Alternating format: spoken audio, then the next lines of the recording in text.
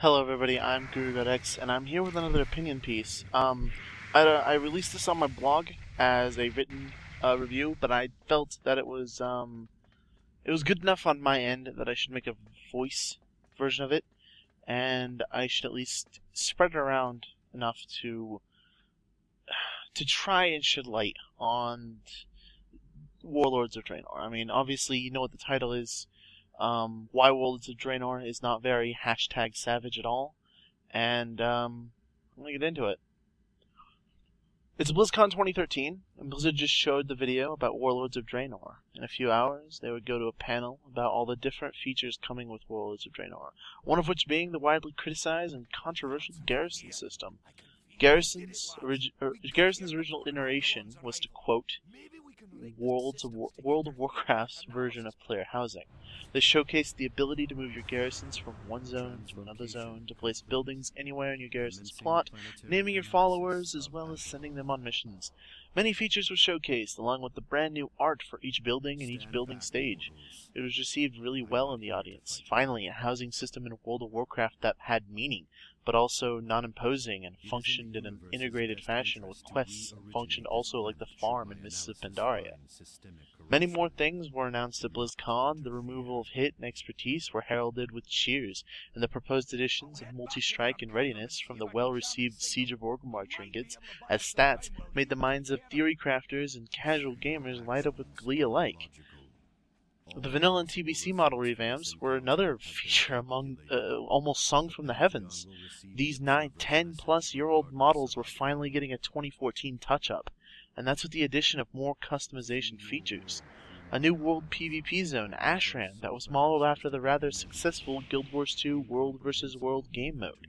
Capital cities for the Alliance in Karabor, otherwise known as the Black Temple, and for the Horde in Bladespire Citadel, an ogre fortress you raided and kept for yourself in the quests on Draenor.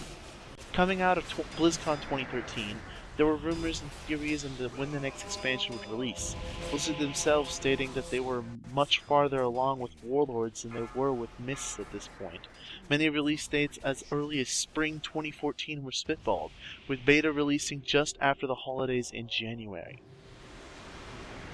It is now a week from August. We have barely started raid testing in a beta that is a little more than a month old. Many of the features discussed above have been drastically changed, reduced, or even completely reverted. The character model updates to start barely increase the quality of the art behind the model, and in general seem more like a skeleton remap and a poly count saturation than it does bringing it to any sort of modern standards. To put it plainly, these models look if they were made in 2008, and this is 2014. I've had PlayStation 2 games that look better than these models they are pushing as a main selling feature of Warlords, and this doesn't even mention the ridiculous issues of same face that took them months to finally address. Did no one at the art team realize that every face looking the exact same wouldn't bother anyone? Where's the common sense? Karabor and Bladespire Citadel are no longer the main city hubs for the Alliance and the Horde respectively. Those features and services being pushed into two forts stationed at the north and south parts of Ashran, the world PvP island. Not only that, they made this decision early into the alpha, but never bothered to let consumers know about it until well after pre-orders for the game had exceeded pre-order records. In fact, to bring up pre-orders, they didn't even release any alpha information until many weeks after pre-orders for the game were in place. Granted, this is all on the individual consumer, but of course you're going to have people that trust Blizzard to deliver and pre-order, only to find out that 70% of what they bought the expansion for has been removed or changed in some arbitrary way. The forts in Ashran, commonly referred to by many a disgruntled customer as Fort Copy Pasta and Camp Zugzug, are copy-paste forts and huts from generic Alliance and Horde art already present in the game. Not even a shred of uniqueness was spent on these. The excuse given that having a garrison in the same zone as your faction capital was redundant. Oh, and you heard right. The feature to move your garrison to any zone? Cut. The ability to customize the building placements in your garrison? Gone. Garrisons have been reduced to the lowest common denominator, a questing hub that functions as a player-driven daily hub and a farm. Each stage of building keeps the custom art, but without any variation.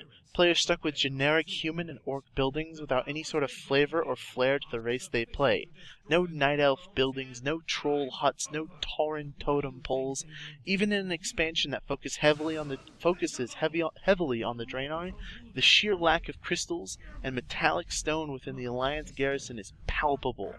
Feeling almost as if your race had nothing to contribute to this expedition, or that your character had apparently no idea how to build his own race's buildings. The feature to name your followers was also removed, even with the idea players could give them nicknames. Even farther down the road is the change to the new stats. Readiness, otherwise known as cooldown reduction, CDR, was removed as being too mathy or too difficult to gauge, a similar excuse akin to the removal of armor penetration at the end of Wrath of the Lich King. Replacing it is a stat called versatility, and aptly named it is. A stat so boring that it increases the effectiveness of everything you do, offering increases in damage, healing, and absorbs, as well as in reductions in damage taken. A jack-of-all-trades stat replacing something rather unique, a mastery clone in the place of a game-changer. And this is simply the tip of the iceberg. The no flying until 6.1, widely known since BlizzCon, only seems to be spurred on by Blizzard employees like Bashiok and Lore, both of which on many occasions have offered knee-jerk and foot-and-mouth responses to actual legitimate concerns consumers have been over the product that they are pushing. On top of this, the projected release date for this expansion was radically pushed back from the idea of spring to summer release, all the way to what is now possibly a mid-December release, making Siege of Orgrimmar the longest-running raid tier in World of Warcraft history. So with all that said, with all the corner-cutting laziness, not including things that are now industry standards on Blizzard's end, why on earth is this expansion taking so long to release? Many theories circle around Ghost Crawlers, Greg Street, movement to another company, taking a seat at Riot Games after being lead systems developer at World of Warcraft for many years. Further rumors fly that Blizzard exaggerated about the progress of Warlords of Draenor to buff pre-order numbers before the alpha released. Further rumors dictate that they want good quarter 4 sales to end the year solidly, rather than have a mid-year bang and decline afterward. It could very well be all three of these things. The problem is Blizzard seems to enjoy playing the victim in this abusive relationship with its consumers. With arguably the smallest amount of content coming with an expansion, and a much broader focus on refining old systems, they are generally hurting their own progress with this expansion, and playing the victim when they need to let consumers know something is getting cut. The problem with Warlords of Draenor just continue to pile on, now with the lore inconsistencies between old Draenor and the WoD version of Draenor being pushed off as slight differences in time they themselves originally described as not a time travel expansion. The plot in general of Warlords seems to bring back characters from Warcraft 2, and the Burning Crusade seems to only offer some kind of leg for a fan fiction Christy Golden or Chris Metzen wrote on a heated Tuesday afternoon. I can write better fan fiction. Hell, I have. I'm in the progress of. My role plays have had a better plot than this, yet it's being pushed as the next best thing. But then again, Blizzard's strong suit has never been story. But still, even with all of their self-victimizing, the constant redaction, and ridiculous amounts of corner-cutting, when will it end? What's next on the chopping block that won't work for WoD?